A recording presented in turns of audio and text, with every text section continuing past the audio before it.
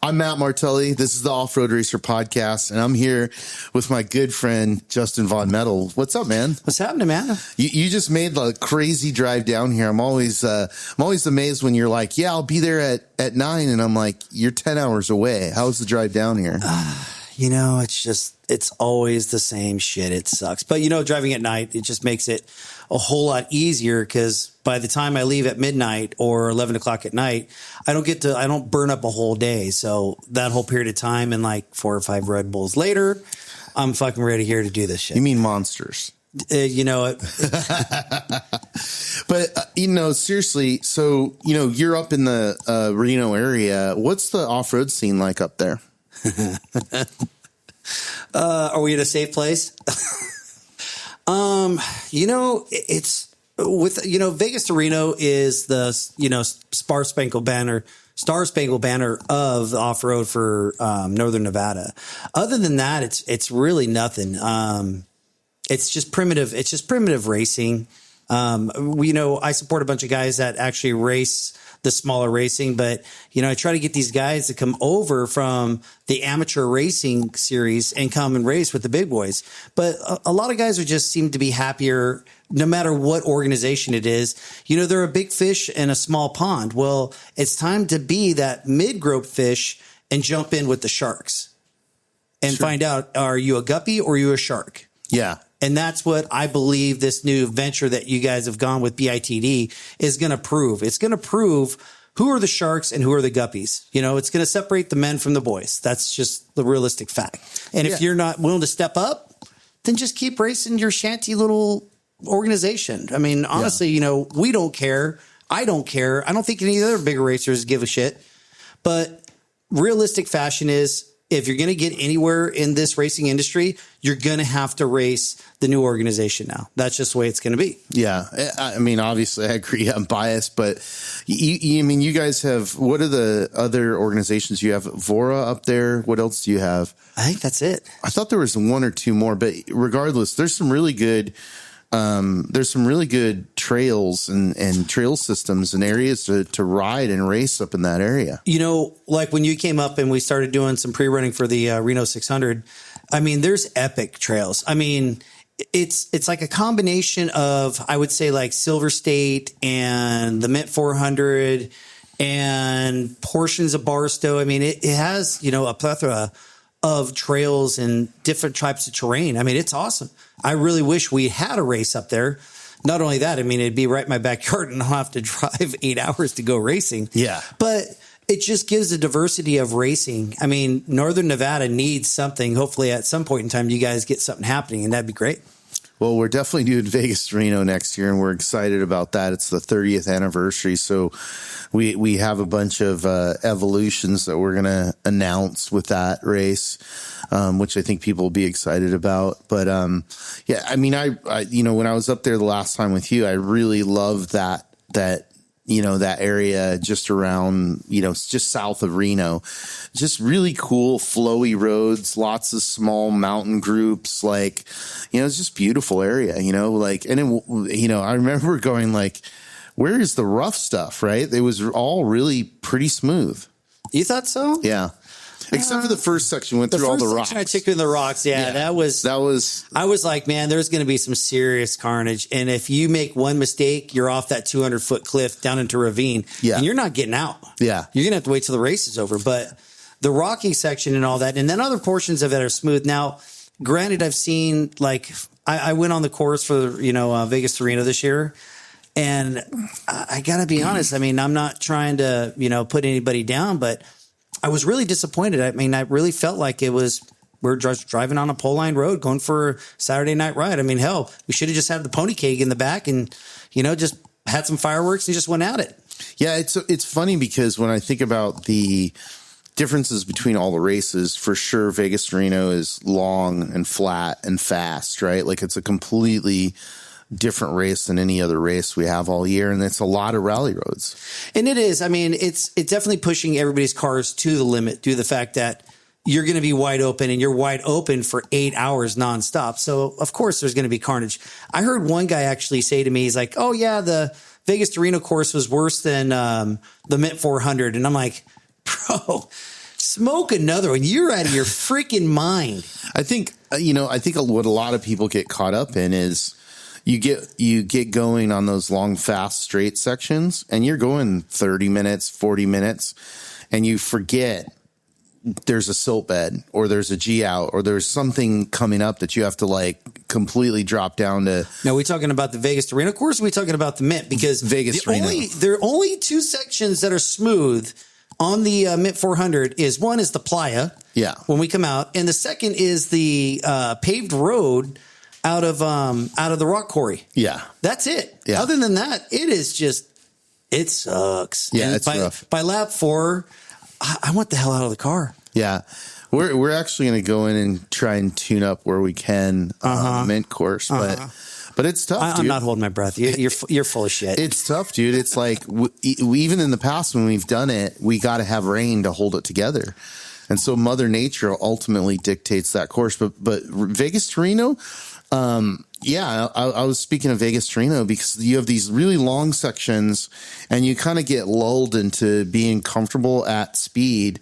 And then there's a silt bed or there's a G out or there's rollers, there's something that's going to get you. And I think that's what catches a lot of people.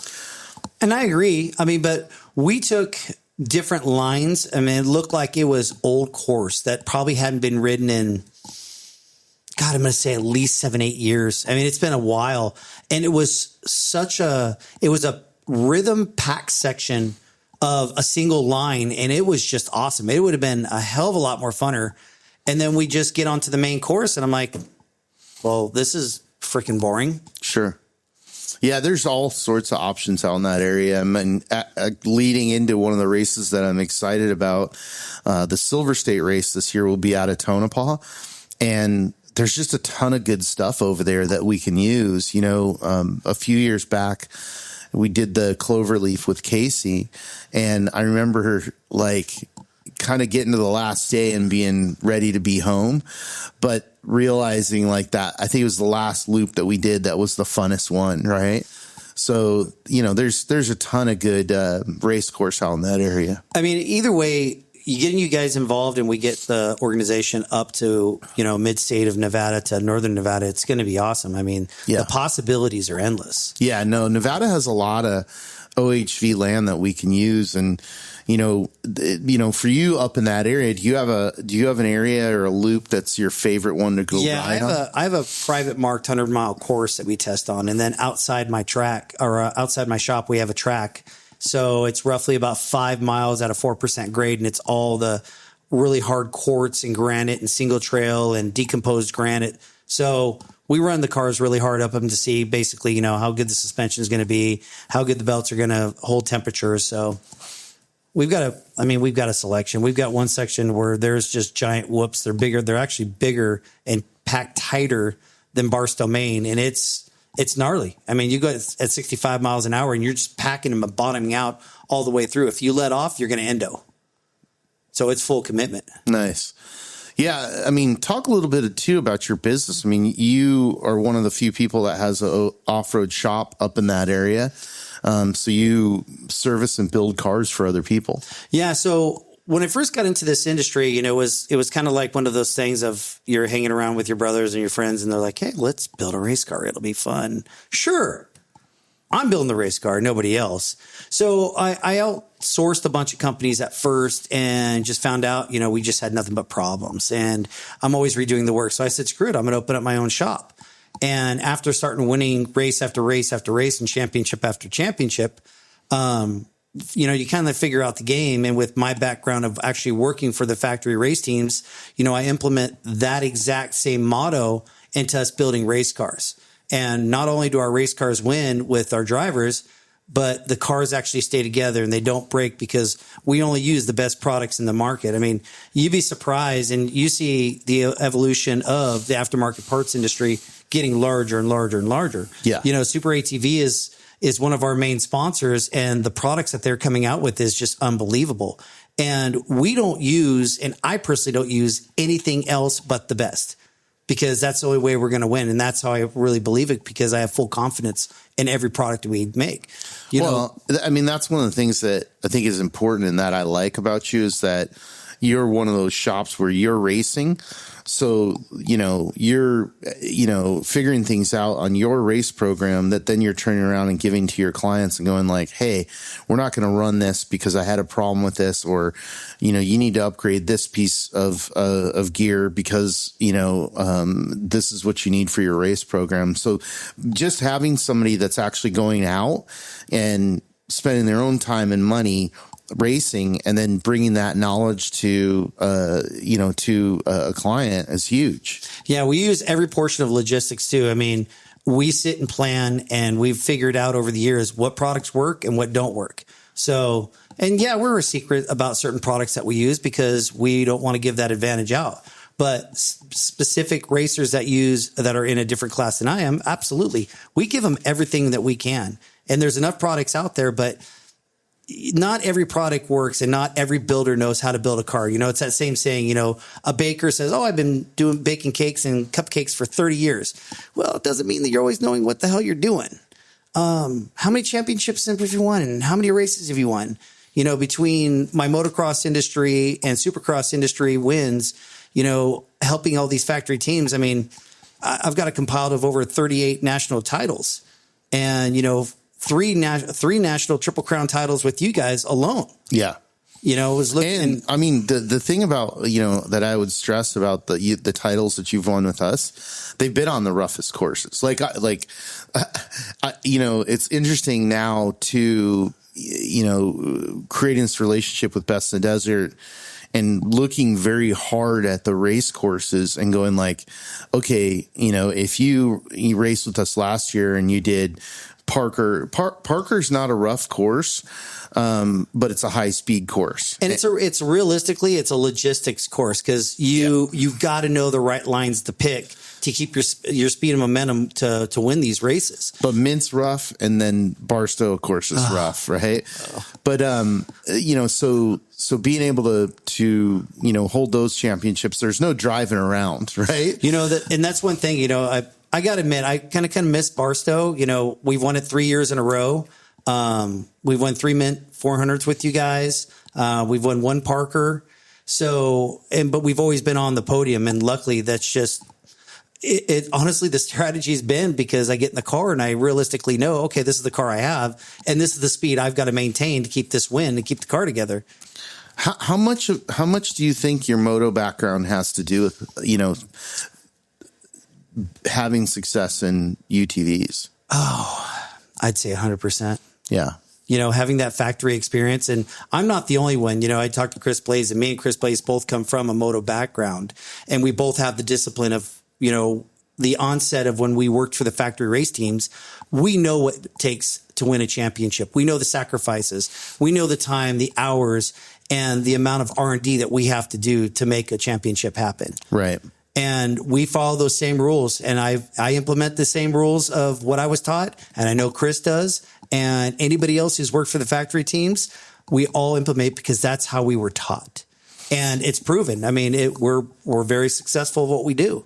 I think too, I remember convincing Casey to have, a pro stock or stock class, right, and and leaving stock fuel cells in it because of the testing data that we had been given by the manufacturers, and just being really excited about it. And I'm still excited about it because the class that you're racing is so attainable for the average guy. It's, safety equipment, really, and you're racing. A few other modifications, basic stuff. And I think it's a testament to how well the vehicles are built, especially the Polaris Pro R from the factory. Anybody can race a pro stock class, and anybody can race the open class and race the, pro UTV class. Anybody can get a car and put their foot to the ground and say, I'm fast. But the pro stock class is really a driver's class. I mean, it takes a lot of skill. So number one, you don't get a flat tire. You don't break the car. You don't blow belts. You don't blow transmissions. You don't bottom out and break the car. I mean, there's a lot of aspects to go to it to being a champion in the pro stock class. And like I said, I'm really blessed with all the sponsors and everything that we have because we are getting top of the bill parts that go onto the race car that keep us going, and we're going to be producing our own pro stock car for our clients that want to race it, because it is obtainable. I mean, you realistically can buy a car, and you want to be on the low end, you can put 30, 35,000 into it. You want to be on the high end, you can put 80 to 100,000, and it will be competitive. You know, we proved it this year at the Parker 400 with Braden Baker. I put him in the car just to prove a point. We built the car. The kid is one of the hardest people on vehicles. We all see him. I mean, yeah, he freaking rips. But unfortunately, you know, parts break. We didn't have one issue. We had a mechanical malfunction at lap 4, and we were able to. I was able to limp it to the finish line. But guess what? The car still finished. It didn't break. Yeah, we had one incident where we had a flat tire. You know, and Braden is stupid fast. The kid is just unbelievable. Yeah, he has a bright future for sure. Oh, absolutely. You know, and there's a lot of kids, you know, you got Sean Saxton, you know, he's looking great. Christian Parker. I mean, all these kids have a really bright future. I mean, realistically, I still wish I was 21 years old and had the cars that we do. Hell, when I was 21, a UTV wasn't even thought of. Yeah. I mean, it's wild to think about that. I mean, you know, when you have had the experience that you've had in motocross, right? And then you fast forward to, you know, decades later, the idea that, you know, what we saw originally as like this stupid little golf cart thing that you drove around in the pits at a motocross track. God, I want to say, what was it? Well, let's realistically say what the first one was. Probably the Yamaha Reno. Wait, didn't Kawasaki have one before that? The Mule. Right? The Mule and the Rhino. But that was kind of a sports utility type of. But just looking at it and being like, I just remember looking at the Rhino, and I never thought, like, wow, someday this is going to be a race platform. And, you know, I've told the story before, like, when we got invited out to see the first Arctic Cat, and I'm just kind of like, okay, whatever. And it was at Barstow, Maine. And I realized how capable that vehicle was. And I was blown away. I'm like, oh my God, this is going to completely change the off-road market, the culture, everything. And it did. And it still is. Well, if you look at the Razor, like, let's just give an instance, the Razor Sportsman, 2008. If you look at that and then you look at a 2026 Pro R, I mean, the jump in technology and the evolution change is amazing, you know, and I'll give it to Robbie Gordon. You know, he really stepped up and he forced everybody because he was going to be above the times. Realistically, he developed a car that was fairly advanced than anybody else's, and everybody stepped up. Now, upon that, what's next? Yeah. I mean, we got the Kawasaki with the H2 with the supercharged. That's a 4-cylinder, isn't it? Yeah. So, I mean, what, nitrous? A blower?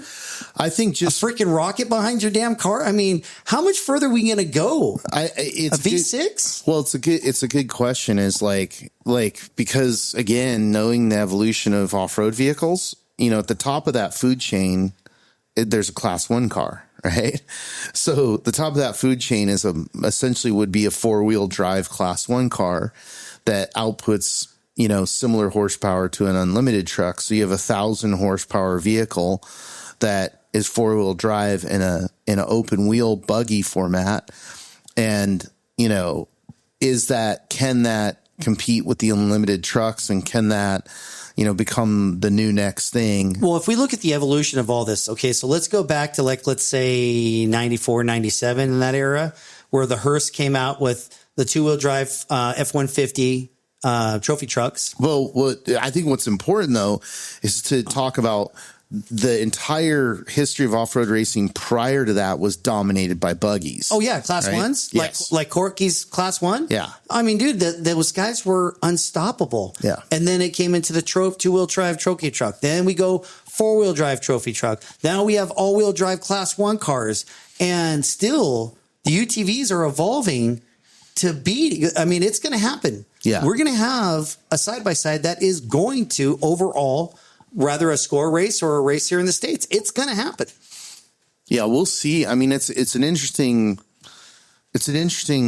evolution of like going back and forth between the ideas of technology and off-road racing. The current idea that's winning and that's prevalent is bigger, more horsepower, more weight, et cetera, right? Because like we've gone through this evolution where we found the sweet spot, and really I got to give the Geysers credit for finding the sweet spot with trophy trucks or unlimited trucks, and as a 2-wheel drive platform, and now it's evolved to a 4-wheel drive platform. It's a heavier truck, 2,000 pounds heavier, but now you have, the traction of all 4 wheels driving, more horsepower, traction control, and they're not stopping. They're looking at, some of the latest stuff they're doing is wishbone drivetrains and stuff like that. So I'm interested to see if that works, if it's a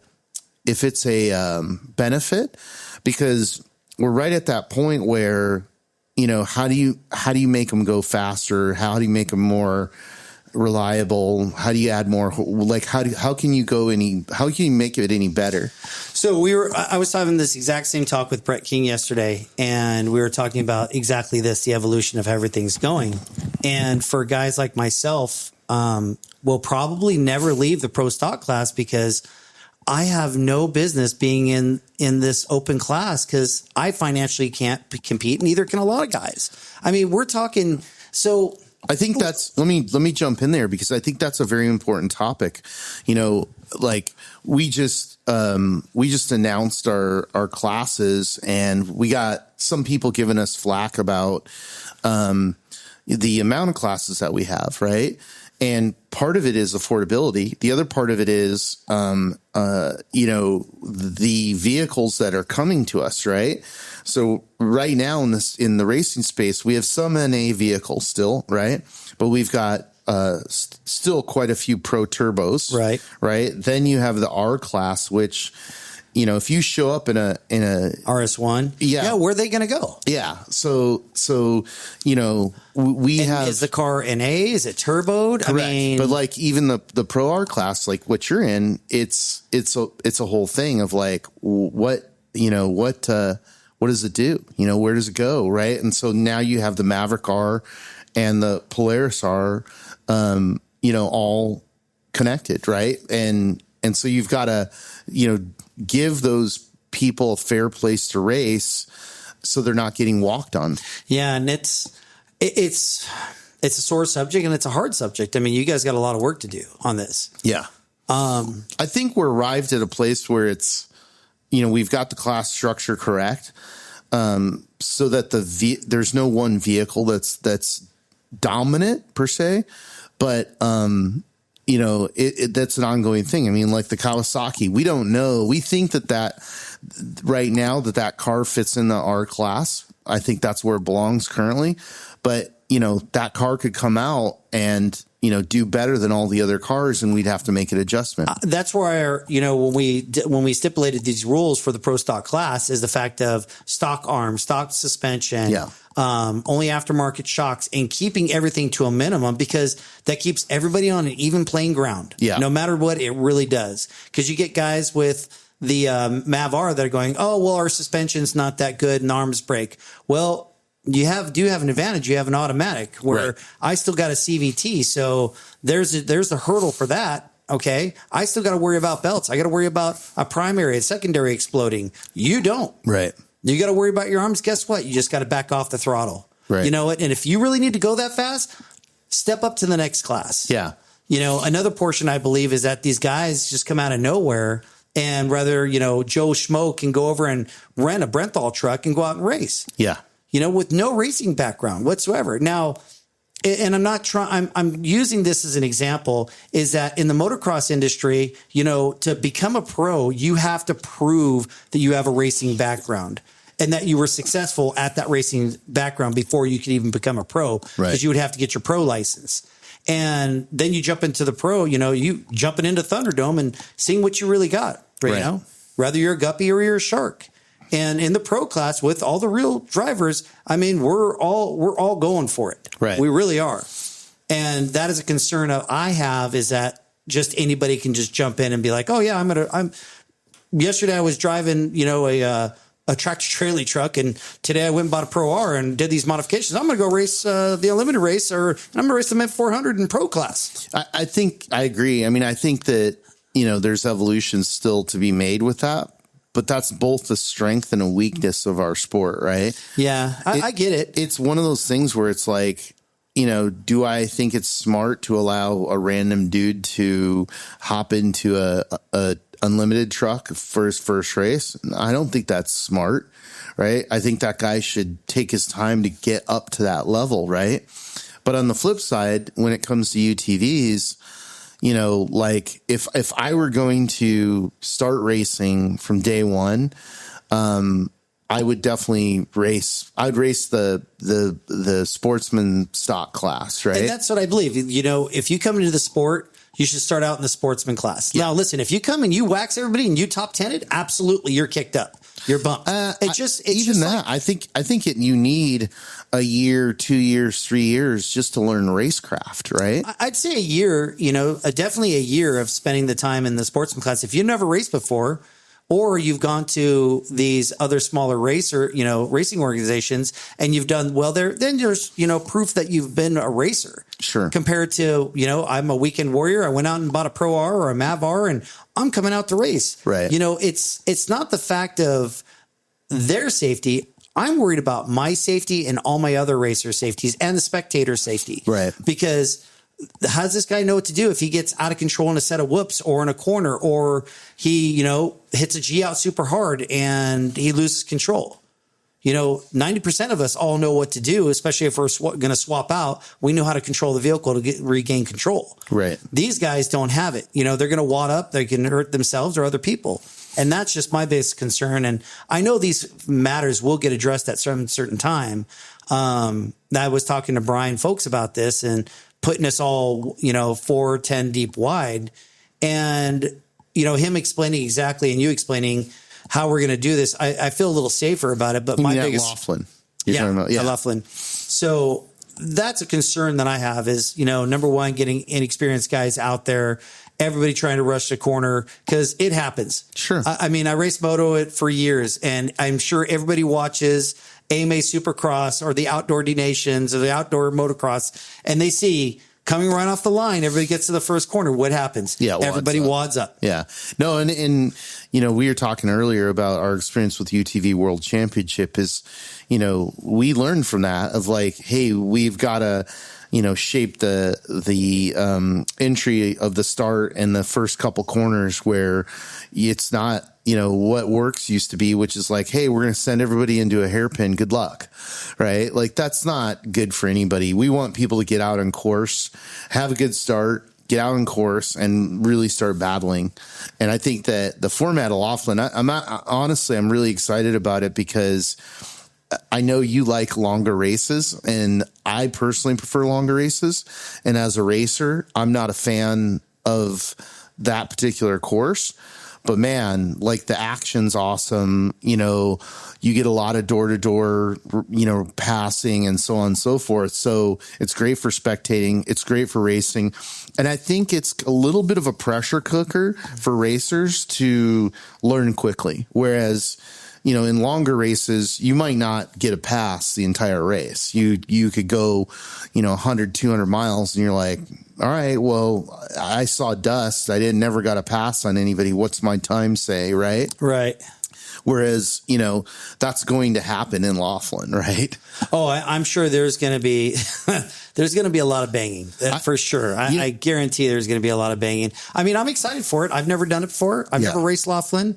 I honestly, like I said, my biggest portion was the start, but other than that, I'm pretty stoked trying to race this. Right. And I get it. It's a sprint race. We're talking 14, 15 miles, 5 laps.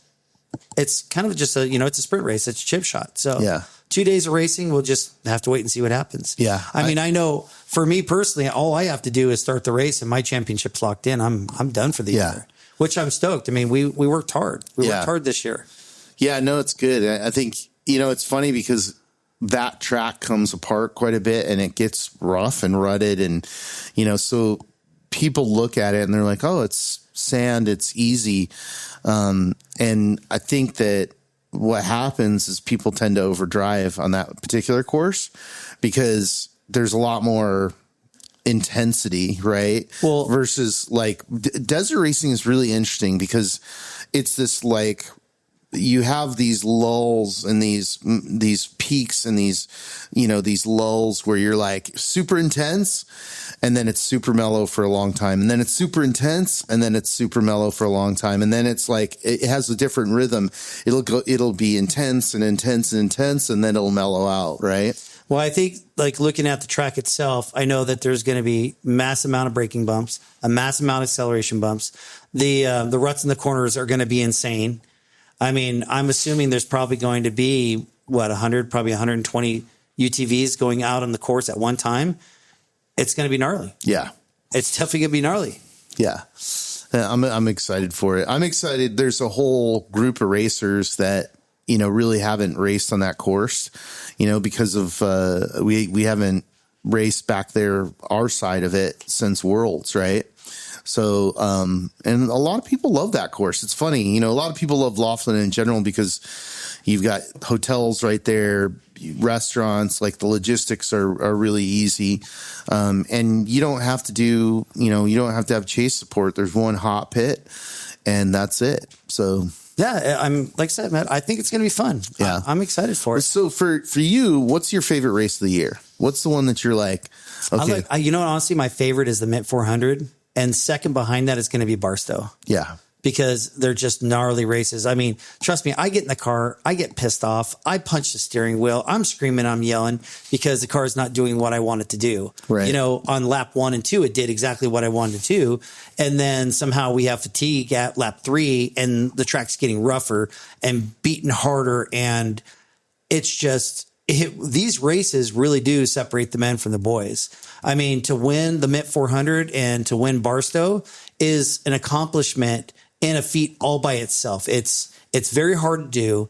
It takes a lot of logistics. It takes a lot of planning and it takes a lot of patience. Yeah. And, you know, finding out this is my 5th year racing is that being on a professional side and doing the logistics when you're driving and having to change your driving patterns because of the way the car is handling or the way that the track's going is something that makes the racer. That's why, once again, I like racing the Pro Stock class because it's a challenge. It's not something very easy because you can go into one set of whoops and you took it a little bit too fast this time because you're behind or you want to push ahead. Well, guess what? You just bent an arm. Yep. Or you just ripped a spindle off. You know, it's super, super easy to do. But I mean, I encourage everybody, if you want to get into this sport and you want to get into it, start in the sportsman class. And if this racing, you love it, but you haven't got the budget to do it, get into the Pro Stock class. It doesn't cost that much. Right. What, you know, obviously you gained a ton of knowledge of suspension from your time in moto, you know, and then as you came over here, you applied that and you could have gone with any shock company, but you chose to go with King. You know, I worked at Fox Racing Shocks and, you know, everybody's mentality, everybody's program is completely different. I really like the program over at King. I believe in the product. The product is far, I believe in my thoughts and my eyes, far superior than any other product out there. And everybody's going to have the same thoughts that they have for the products they use. But I've used everybody's products and I know what works. And Kings to me absolutely are the best. They never fail. They never break. The bodies don't come apart. And the consistency of the valving stays. And a lot of people don't realize this is that when they have the other manufacturers and they're driving their cars, right? And they're going through and by lap 3, they're like, God, suspension's hammered. It's just blown out. Well, that's because the oil's gotten overheated.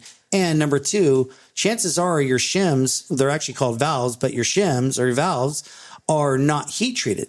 So they start getting weaker. The more you drive them, the weaker they get. Now, the one thing over at King, every single valve and shim is all heat treated. So as soon as it breaks in, it stays consistent. Yeah, it's interesting because, again, that's one of the paradigms of off-road racing is, yeah, you can bring all this technology, electronic shocks, traction control, different trick stuff, but it's got to live, right? And it's got to perform over the duration of the race. Otherwise it doesn't mean anything.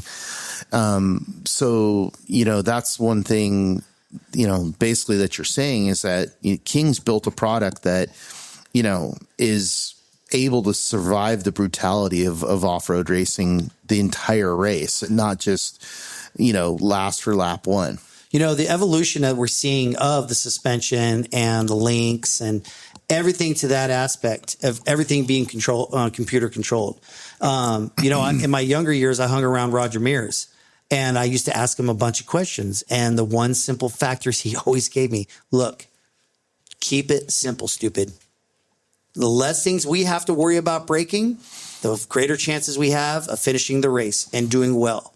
When everybody's got all this fancy googly doo shit on their vehicles, well, guess what? 90% of the chances they don't make it. Yeah.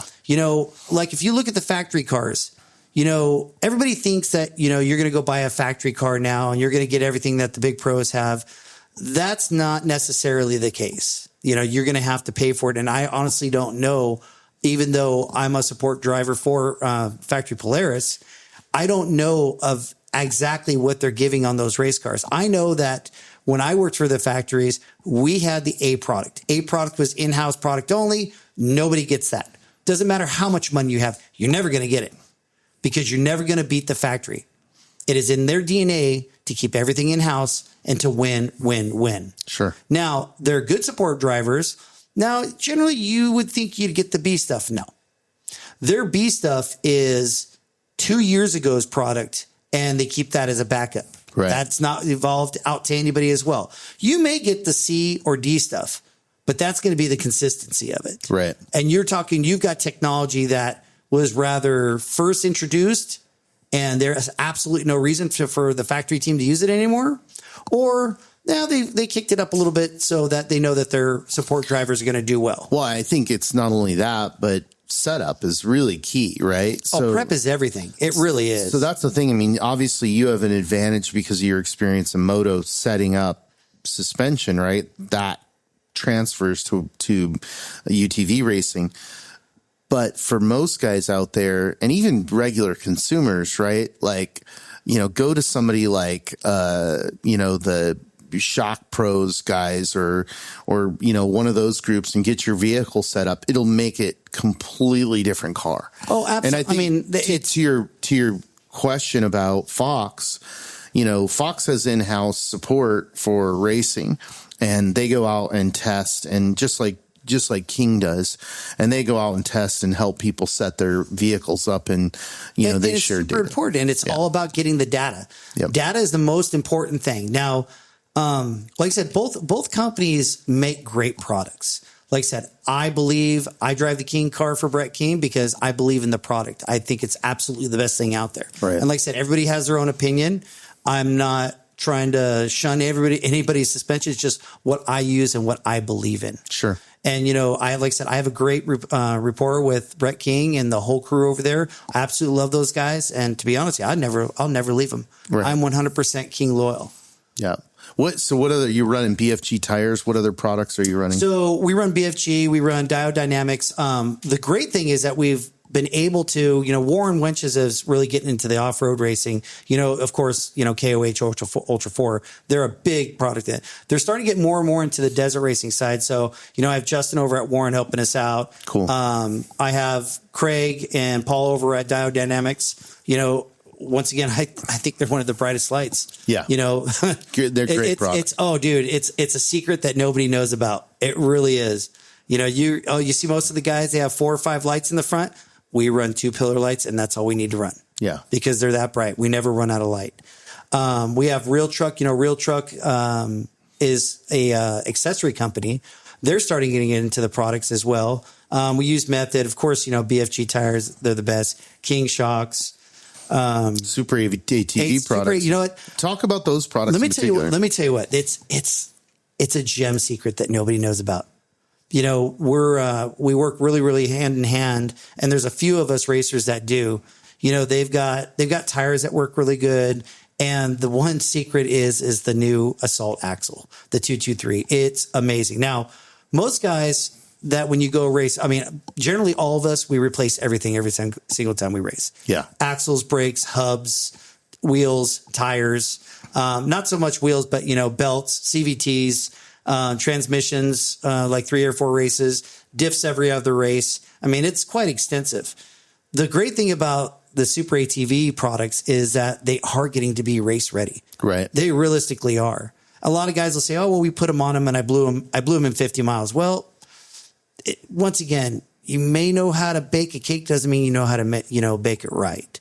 And you have to, any product, you can do with any product. I can put factory axles on. I can go out in 50 miles and I can break them. Right. But we're finding out with the axles from Super ATV and the other products that they're coming out with, their tool bags. God, I'm trying to think tons of other stuff there. We're doing testing with a new type of belt with them that's turning out to be amazing. I mean, they're constantly evolving this racing industry and wanting to get involved. And it's, we're showing the proof. We're winning with the products. Yeah. We've been using them now for 2 years. And I think now most of them are really getting on the market, but they're excellent products. Yeah. With their acquisition of Assault, they really got some knowledge base with Marcelo and his team. And then when you look at Super ATV's manufacturing in the Midwest, like they've got a good, dude, it's huge. Yeah. Their facility is huge. And not only that, but they have a testing track in the backside there. Yeah. That not too many people about. I mean, they literally have an R&D department and they go out and they test their products all the time. Right. And they just acquired HCR. Yeah. So, I mean, those are HRC. HRC. Yeah. So there's one of us is dyslexic. I think I'm dyslexic for sure. But well, the thing is that I've always used factory products. I've not really used too many aftermarket products. Right.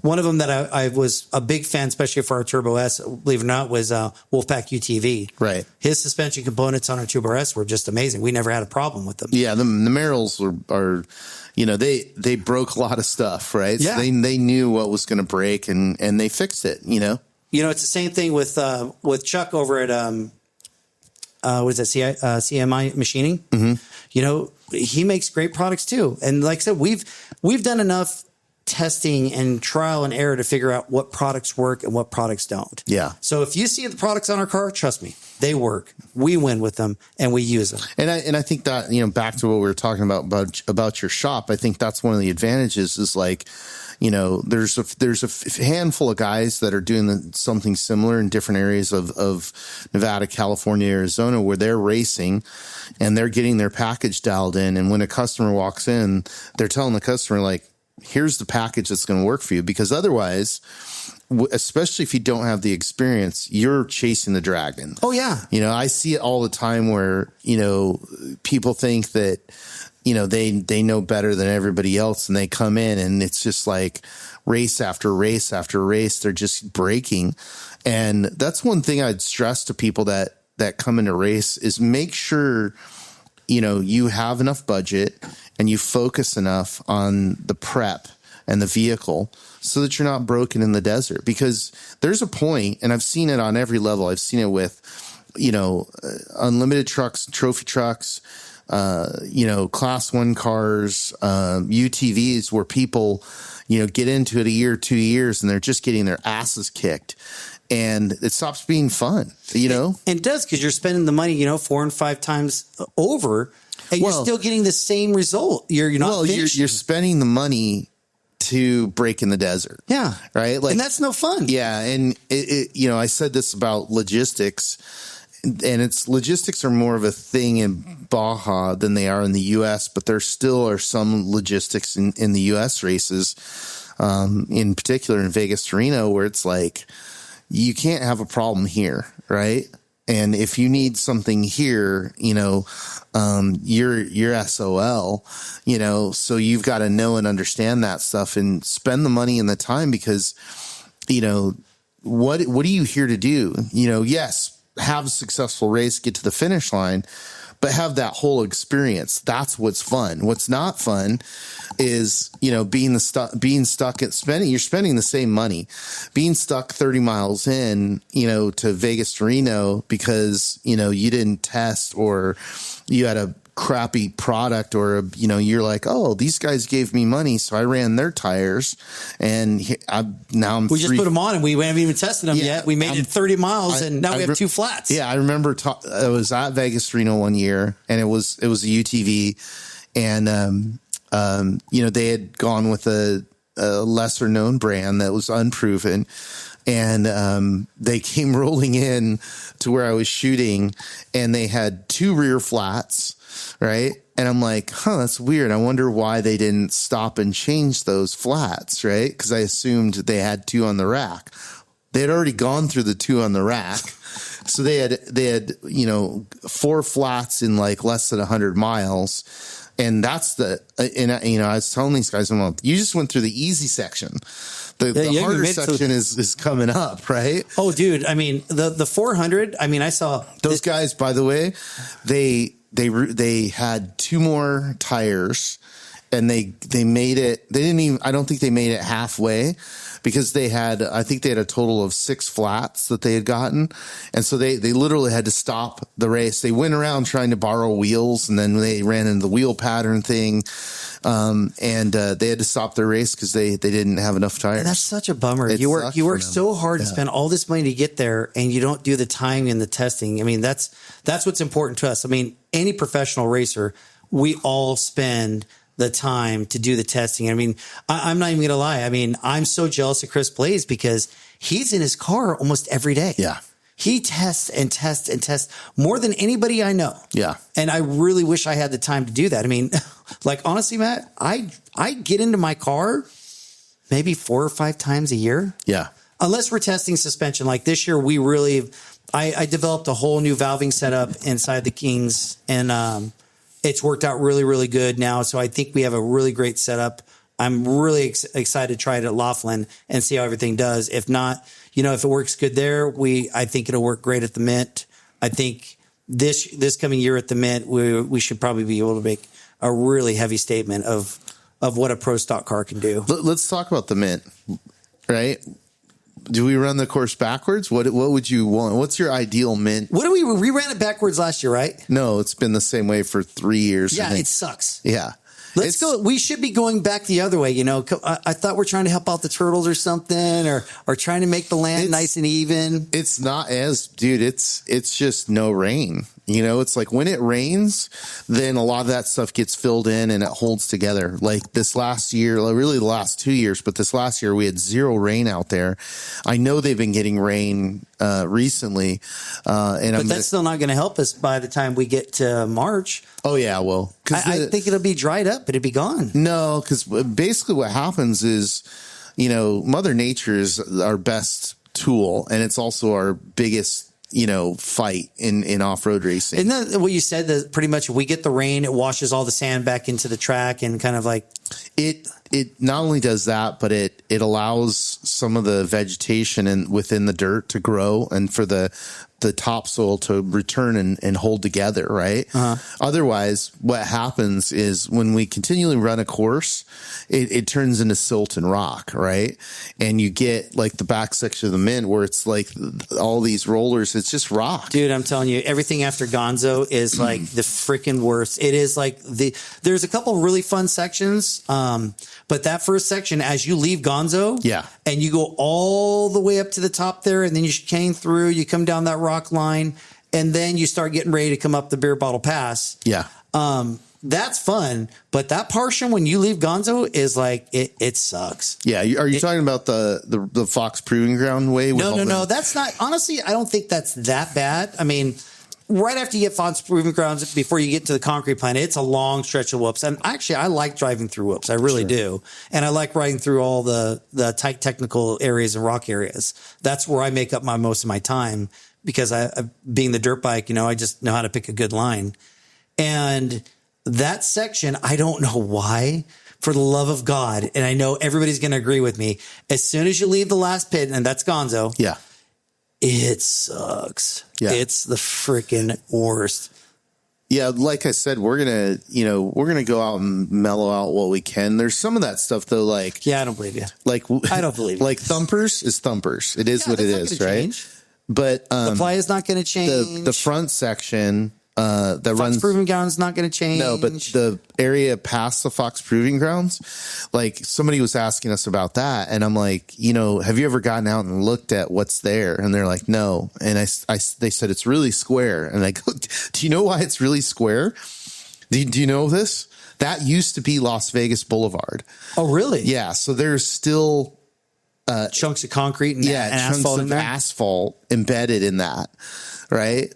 So like, it is what it is. I'm totally fine with you guys running it the same way again. You got to grade from Gonzo. You got to grade Gonzo past Gonzo. That's got to be flattened. Yeah. Because that's just like this last year was probably the worst year in terms of how rough it was. And we're always, that's one thing I want people to understand is we're listening all the time.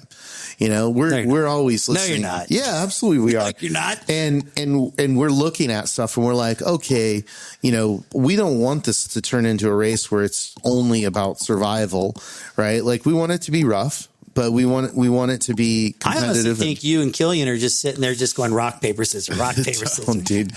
It's funny because there's a lot of discussion. We spent a lot of money cleaning the course up after the race.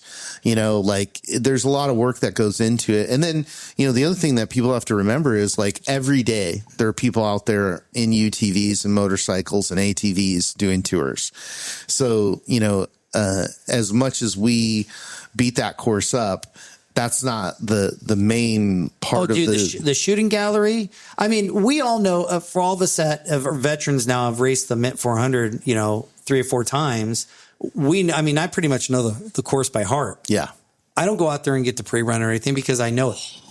Or I'll watch the footage on it just to refresh my memory of certain things. Right. But still, the holes get bigger. There's more freaking tacks and nails and syringes and God knows what the hell else is out there. I mean, like I said, I'm the shooting range. Oh, yeah. Lord have mercy. Yeah, it's crazy. We go out there every year and we just pull tons and tons of garbage out of that area. And the minute we leave, people are back there dumping and shooting stuff. And, and I'm a gun guy, right? And I love shooting. And I'll go back there, and put some rounds out downrange and have a good time. And you pick up your brass, right? Yeah, I take my targets, right? It's not rocket science. Oh, no, they leave everything out there. Yeah. So this last year, my friends were out pre-running before the time. They said they went around this one section, and there's a guy in a trailer, and he comes out, and he said it was straight up Breaking Bad. Oh, yeah. The guy came out. Oh, yeah. He has a big old apron with a fucking mask on, with 2 bottles in my hand. And he's like, dude, I didn't even stop. Yeah. He's like, I ain't stopping for nothing. Hey, listen, it's the Nevada desert. There's still all sorts of weird stuff. Like, well, how about over at Barstow? Was it last year when the guys got shot out by, shot out by True on story. the backside? Yeah.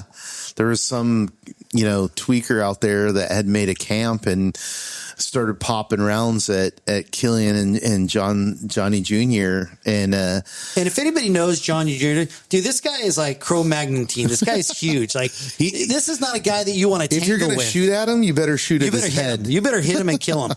Yeah. He's going to take that gun and stick it up your butt until it goes click. Yeah. No, I mean, dude, I could tell you story after story of just us running into just like the wild stuff. Like nothing surprises us, everything from finding, somebody ditched a dead body to, vehicles burnt out to RVs burnt out to, people lost, it's crazy. Yeah. Just story after story. We live in a really crazy world, and I wanted to bring up a factor of talking about the racing and our evolution of what's going on with the racers. The factory Polaris team is, they've got it going on. They've got it figured out. And I look at the aspect of the pressure that I'm under. Can you imagine if you had to be on that race team and the type of amount of pressure like Brock Hager and Max Eddy Jr. and Cade McCachran, what they've got to do because they have to win. Yeah. It's a weird dynamic. I mean, it's interesting because Brock has done so good. And I'll be honest with you, like this year when they came to the Mint, I thought they would do well. Right. I was like, they're going to do well, but I didn't think that Brock in particular was going to have such a dominant performance. And it was for a few reasons. It was because we purposely, had qualifying to even out the competition between Can-Am and Polaris, right? To give anybody who qualified fast the chance to start up front. So, there was that opportunity. And then when you look at their team, they've done extremely well. They're on a rampage that I don't know if it's ever been done by any team in the history of off-road racing, really. No. Like when you look at Brock in particular and you go, Mexico races, comes up, wins the Mint. It was last year he won Vegas to Reno, and then Dakar, right? And and really to me, and again, I'm biased, when you come up and you win the Mint, because of how competitive the field is and how rough the course is, that course will break everything, trucks in half. Yeah. We see it, right? And so, when Brock came up and he did not put on a conservative pace, right? And he was. That kid was on a mission, and he's got the machine to do it. I was honestly like, there was a point where I wanted to go over to the player's pit and be like, guys, he's good. Slow him way down. He doesn't need to win by an hour. He doesn't need to win by 30 minutes. He needs to win by a minute. And I wanted to go do that, but I was like, I don't want to interfere with the race. I want the race to just be the race. What happens. And, when he came around, I was like, man, here you go. You did it again. I mean, he drove the wheels off that car, and that car survived everything that the Mint had, at a pace that we've never seen out of a UTV. I mean, that's the other thing is, yes, it was the roughest Mint probably ever, right? I'm going to say yes, absolutely. Yeah, he still not only won, but he pushed the UTV time forward, and just, set a new record. It's just crazy. And like I said, when's it going to end? It's not going to. We're just going to keep evolving into bigger and greater things. And that'll be the thing. I'm going to say probably in the next year to 2 years, especially the way the factory Polaris is going. I mean, they have an unlimited budget. Something that I don't have, you don't have, 90% of the people that are out there racing don't have. Yeah. But they're doing it so perfectly and with all the logistics and all the testing. I mean, I'm sure that team tests at least once or twice every single week. Oh, yeah. And if it's not tested, products are going back to the engineering department and they're running tests on them. Yep. No, they're definitely testing. So, I mean, again, it's a really good program. And then, all the other racers, I mean, it's interesting. They just did the 400. They went 1, 2, 3 and 4 and 6 or something like that. But, again, it's an interesting time because, you can also go buy that car. Right. And, Guthrie has one of those cars and he just won Vegas to Reno in it. So it's interesting, a lot of that tech is transferring over, but to your point, that's the top level of UTV racing, right? So that's why it's important to have these other classes where people look at that and they go, yeah, there's no way I'm going to beat those guys. Talent, resources, logistics, they got everything. They have everything. So I think that, having these other classes and the competition there, I think is really important. It was funny because we were talking about it as it relates to, the relationship between unlimited trucks, 2-wheel drive, 4-wheel drive, and spec trucks. And, spec trucks is one of our strongest classes because it's a spec class, right? Because you really can't buy your win, like you can do in the unlimited class, right? So it keeps the ceiling in check, and the racing really competitive. And that's what, we worked really hard on with you and Killian about keeping the Pro Stock rules to this specification to make it hard on everybody, that it evens out the playing field. What it really comes down to, it's going to come down to prep Yep. And it's going to come down to the driver and your logistics. Yeah. I mean, this definitely 100% as all classes. This isn't chess or this isn't checkers. This is chess we're playing. Yeah. And that's how every racer needs to look at this factors of coming into a race. Yeah. I mean, it like I was saying earlier, to me, you're racing the most interesting class because, once you learn about off-road racing, you understand that it doesn't matter what vehicle you have, you can break it if you overdrive it. It doesn't even matter. You can get the biggest, baddest truck, with all the biggest, baddest stuff, and you can drive out on the mint course and break it like that. Oh yeah. Right.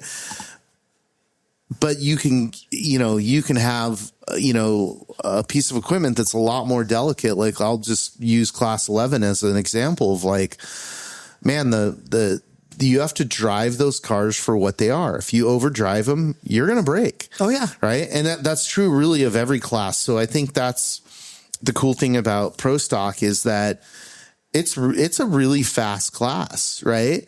And when you look at it, we've always had this conversation of like, sure, you add all these aftermarket parts, you reinforce all this stuff, but where is the balance between weight, reliability, speed, all those types of things? And, with the Pro Stock class, like you can't overdrive. And the other portion is that you can only spend so much money. Yeah. This is it. Yeah. You can't do everything like you can if you're going to race the Pro UTV class or the Pro Open class, which I'm assuming, I don't know what you guys got scheduled for next year for the classes.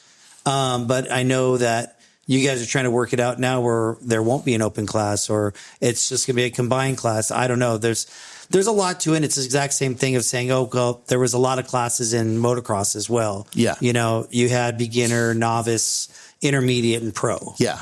And then you have all the different ones over 50, over 30, over 70. But yeah, the open class, like we inherited that, right? And I don't like it. And I'll tell you why I don't like it, because we have an open class. It's trophy trucks. It's unlimited trucks, right?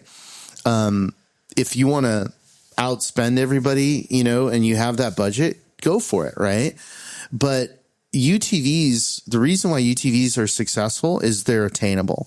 So I think it's important that we have a ceiling there and that all those products derive from, UTV companies. That's the rule that we set. That actually was set prior to us, but, that's the rule that we've maintained. Like, your boy Robbie Gordon is going to show up and want to race, a UTV with an LS engine in it. I don't think that's good. Like that's not, that's not a UTV. At that point you're like, wait, class one car? Because there is no production car that UTV that comes with an LS3 or an LS1. But that's what I'm saying about this like we're doing this evolution almost backwards. If you're going to get an unlimited car, go buy a class 1 car. Yeah. Like what I'm interested to see though is in the next few years, do we get to that point and does that class then become a big premier class again? I can't even fathom if you're going to put an LS3 inside like a Pro R. It scares me to think about that. Like, dude, I'll be honest. Like, where are you going to get the drivetrain? Where are you going to get the axles of the CVs that are going to be able to handle that? They're there. They exist in class 1 cars, right? So you're literally you're doing this whole thing backwards. And I remember having this conversation at the beginning of UTVs, of the sport UTVs, is those engineers, they're like, oh, look at, this is so bitchin'. And I'm like, yeah, it's a mini class 1 car. And they're like, well, what's that? Well, remember the Truggy? Yeah. When the Truggy came out. Yeah. And it goes back even further to Cheneth and, and the cars that he built, right? Like that was the precursor to the modern UTV. So I think it's a history repeating itself, but then arriving back at the same point of like, oh, we keep going faster and faster. The car has to be bigger. And now we've arrived back at not where we started from, but an evolution that we already knew. We might as well just go ahead and race class 1. Right. Like I know a lot of guys that got UTVs and they went and raced other organizations and didn't do so good, and they just couldn't hack it. You know what they do? They sold their vehicles and they went got a class 1 or they got a class 10. You know? Well, now we have, you know, and I'm surprised it hasn't taken off yet, but we're going to put a little bit of reinforcement behind it, but a class 1 spec, right? So the 525 RLB engine, that's the same engine that's spec for the trucks. That you just put that into your class 1 car. You run 37-inch tires. And now you have that same spec class. And right? I think it would make the class a whole lot more fun for these drivers. You know, it's once again, it's trying to put everybody on the same playing field and showing who can drive and who can't. Yeah. And I think it's important. I think it's super important. Once you said, like, exactly, if you want to be unlimited, buy a trophy truck. Yeah. Go to that route. Yep. Because that's where you're at. Well, I don't have the money for it. Well, you picked the wrong sport, my friend. Well, that's the point of staying within your class, right? That's what keeps it economical. You know, I mean, we've watched this happen in all these different classes where it's like, oh, well, I just need an underdrive, or I just need a bigger tire, and I just need this. And it's like, no, that's not really the way it works. You put a bigger tire on it. Now you have bigger hubs, you have bigger brakes, you have bigger axles. Now we got to fix the diff. Oh, now it's, you know, we just added, you know, 1,000 pounds to the car right there. Yeah. So that, you know, there's, you know, we need more engine. $275,000. Yeah. Let's go ahead and put that mortgage on that house and take that second and third on it. Yeah. We, you know, again, that's the beauty of off-road racing in particular with UTVs. It's like UTVs completely change the game. You can literally go into a dealer, buy a car, and with safety mods, you're racing with us. Right. And that's the strength of it, the attainability. I agree. I think things are good. I think the future looks bright. Yeah, definitely with this merger now and creating the American Off-Road Racing Association. It's going to be good. I think it's going to be good for everybody. It's something that needed to happen. Yeah, no. So let's talk about the races. Like, so Parker, January, Mint, March, Silver State in April. And then you got a little bit of a break, and then we do the Legends Rally Vegas Reno, which is stock vehicles, which is going to be super fun. It's a 2-day pre-run format like we used to do back in the day, or like Casey used to do. You know, we all get to have a few drinks and break bread together. You know, at the beginning, the middle, and the end. That's going to be fun. Then Vegas to Reno, then Laughlin.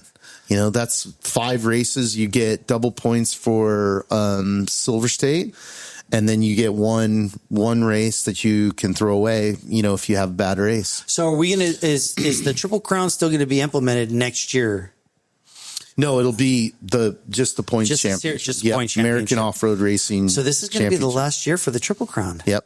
Holy cow. All right. Man, I tell you what, I feel blessed. Yep. I feel blessed that I've the 3 years you guys ran, I've won all 3. Yep. So I'm not joking. I'm really excited to have more competitors next year. You know, hopefully that sign up in the Pro Stock class, so you know we can see what everybody's got. Right on. Well, thanks for doing this. That was awesome. Thank you, man. I enjoy always being here. This is a whole lot of fun, and hopefully everybody will step up and want to come out here and start racing and get yes, build a Pro Stock car. Hell yes. All right, Matt. Well, thank you again, man. All right, I'll see you at the races. Yep. All right. See you.